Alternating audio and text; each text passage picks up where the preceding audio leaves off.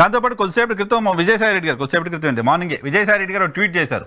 ఆంధ్రప్రదేశ్ రాష్ట్రాన్ని 75 సంవత్సరాల వయసు ఉన్న చంద్రబాబు నాయుడు గారి కంటే పవన్ కళ్యాణ్ గారు లీడ్ చేస్తే చాలా బాగుంటుందంట. నాకు తెలిసి నేను ఫస్ట్ టైం అనుకుంటా ఒక వైఎస్ఆర్ కాంగ్రెస్ పార్టీ నాయకులు జనసేన పట్ల ఒక పాజిటివ్ కామెంట్ చేయడం టువర్డ్స్ పవన్ కళ్యాణ్ గారు. పవన్ కళ్యాణ్ గారు రాష్ట్రాన్ని లీడ్ చేస్తే బాగుంటుందంటూ ఓపెన్గా ఒక ట్వీట్ చేశారు ఆయన. విజయసాయి రెడ్డి గారు అది పవన్ కళ్యాణ్ గారి మీద ప్రేమ కన్నా చంద్రబాబు గారి మీద ద్వేషమే కనపడేది. ఆ స్ట్రాటజీ కూడా ఇంతకుముందు ఉండేది కాదు కదా. ఆ స్ట్రాటజీ వాళ్ళు ముగ్గురు విడిగా ఉన్నప్పుడు 19లో తెలుగుదేశం పార్టీని పవన్ కళ్యాణ్ గారు రోజు తిడుతున్న రోజుల్లో కూడా జనసేన మీద వైసీపీ వాళ్ళకి ప్రేమ రాలా. అంటే ఇక్కడ ఏమవుతుందంటే ఆయన ఒక ఇంటర్వ్యూలో నేను విన్నాను, మీరు ఎప్పుడు పవన్ కళ్యాణ్ గారిని ఏమనరంట కదా అంటే, నేను ఆయన నన్ను ఆయన ఏమన్నాడు, ఆ గౌరవం నాకు ఇద్దరి మధ్య ఉందని చాలా కాలం. అంటే జగన్మోహన్ రెడ్డి గారు పవన్ కళ్యాణ్ మధ్య హోరాహోరీ దత్తపుత్రుడని ఆయన ఏ జగన్ అని ఇట్లా మాట్లాడుతున్న రోజుల్లో కూడా మీరు ఎందుకు మాట్లాడారంటే నాకు పవన్ కళ్యాణ్ అంటే మంచి అభిప్రాయం ఉంది, నన్ను కూడా ఆయన ఏమన్నాడు, ఆయన నేను అన్నాను అన్నాడు. బట్ ఆ అనుబంధం మనసులో ఉంది, ఇద్దరి మధ్య మంచి అభిప్రాయం ఉంది. రెండోది ఖచ్చితంగా వాళ్ళ మధ్య వైరుధ్యాలు తేవడం. ఈ వైరుధ్యాలు తేవడం నేను అనూహ్యం అనుకోను. ఈ గమనంలో ఉంటే 10 ఏళ్ల పాటు చంద్రబాబు నాయుడు గారు ముఖ్యమంత్రిగా ఉండాలని పవన్ కళ్యాణ్ గారు అనడం కూడా విజయసాయి రెడ్డి ప్రకటనకు భిన్నమైందేం కాదు, కానీ తేడా కనిపిస్తుంది. కానీ దాంట్లో బయట కన్విన్స్ గా కనిపిస్తుంది. ఎట్లా అంటారంటే ఈ మాట, 10 ఏళ్ళు ముఖ్యమంత్రిగా నేను వద్దని చెప్పడమే కదా అని చాలా మంది అనుకున్నారు. పవన్ కళ్యాణ్ ఇంకా 10 ఏళ్ళు చంద్రబాబు నాయుడు మోస్తావా అని ఆయన చాలా మంది ఆయన విమర్శించి ఉన్నారు. ఆయన చాలా వ్యూహాత్మక ఇచ్చాడు. 10 ఏళ్ళు ముఖ్యమంత్రి చంద్రబాబు గారు ఉండాలంటే 10 ఏళ్ళు లోకేష్ వద్దని చెప్పడం అంతే కదా. ఇప్పుడు తెలుగుదేశం పార్టీతో చర్చ ఏంది, ఈ 5 ఏళ్లలోనే లోకేష్ ని ట్రైన్ అప్ చేస్తాడు అని. దాని తప్పు కూడా కాదు, ఆయన రాజకీయ వారసు ఆయనే కాబట్టి ఆయన ఇండైరెక్ట్ వద్దని చెప్పడమే కదా 10 ఏళ్ళు. కాబట్టి ఆ కొనసాగింపుల భాగంగా దాన్ని కొంచెం వేడి పెంచి వాళ్ళ మధ్య కొంచెం గ్యాప్ ఏమైనా అవకాశం ఉంటే పెంచుదాం ఉంది. అందుకే చంద్రబాబు అంటే కోపంగా ఉంది, అన్ని కలిపి ప్రకటన చేశారని నేను అనుకుంటున్నాను. 70 సంవత్సరాల వయసు చంద్రబాబు నాయుడు గారి కంటే మోదీ గారికి చంద్రబాబు నాయుడికి ఏం తేడా ఉంది? దేశాన్ని లీడ్ చేసే మోడీకి 70 సంవత్సరాలు అంటే పర్వాలేదా? రాష్ట్రాన్ని లీడ్ చేసి చంద్రబాబు నాయుడు గారికి 70 సంవత్సరాల పైన ఉంటే ఇబ్బందా?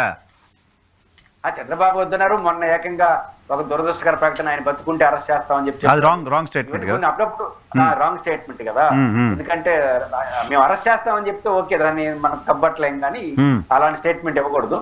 విజయసాయి గారు అప్పుడప్పుడు ఇట్లా చంద్రబాబు అంటే ఆయనకి కొంత ఎక్కువ ఎమోషనల్ వస్తా ఉంటుంది.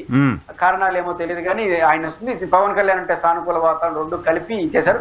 75 సంవత్సరాలు కాదు, ఇరిటేట్ చేయడం పవన్ కళ్యాణ్ అయితే బాగా చేస్తారు. పవన్ కళ్యాణ్ అప్పుడప్పుడు ప్రకటిస్తూ ఉంటాడు కదా, హోంశాఖ ఎట్లా పనిచేస్తా ఉంది, లేకపోతే అటు షిప్ యార్డ్కి పోయి అధికారులు నా మాట తినట్లేదు, ఎక్కడో ఒక రకమైన డైరెక్ట్ గా ఇండైరెక్ట్ అసంతృప్తిని వ్యక్తం చేస్తానే ఉన్నాడు పవన్ కళ్యాణ్ గారు.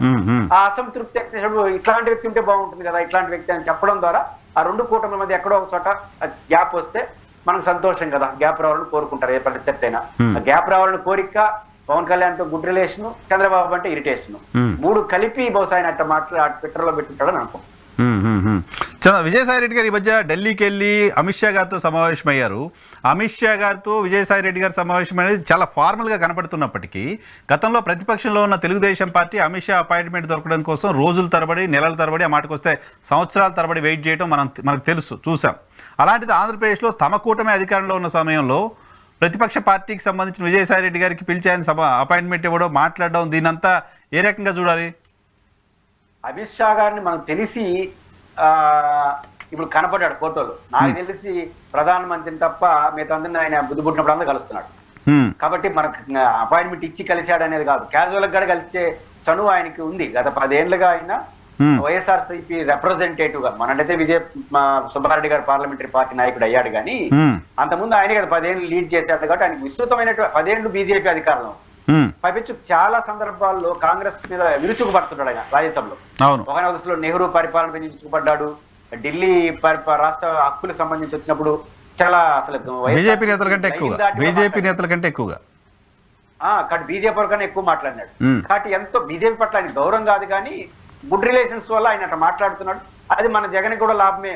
రేపు ఏదైనా కొంచెం కోఆర్డినేషన్ చేసుకోవడం అని కూడా అనుకోవచ్చు. ఏ కారణం రీత్యా మంచి రిలేషన్స్ ఉన్నాయి. నేను తెలిసి అపాయింట్మెంట్ అనేది టెక్నికల్ తప్ప, ఒక ప్రధానమంత్రిని తప్ప ఆయన చాలా మందిని చాలా క్యాజువల్ గా కలిసేస్తుంటాడు. ఇప్పుడు కలవడం వల్ల ఈ కాకినాడ పోర్టు, ఈ కేసులు, ఈ గొడవల వల్ల దీనికే కలిసినాడా, ఇదేమన్నా పరిణామాలు వస్తాయని చర్చనీయాంశం అవుతుంది తప్ప ఆయనకి మంచి రిలేషన్స్ అయితే కేంద్రంలో ఉన్న పెద్దలందరితో బాగున్నట్టయితే బీజేపీ నాయకులే ఆఫ్ ది రికార్డుగా ఒప్పుకుంటూ ఉంటారు. కాబట్టి అందువల్ల బీజేపీ జాతీయ నాయకులను ఆయన సమర్థిస్తాడు, రాష్ట్ర నాయకులు చెప్తా ఉంటాడు. తెలుగు బీజేపీ అంటారు కదా, బీజేపీని తెలుగు బీజేపీ అంటుంటారు ఆయన.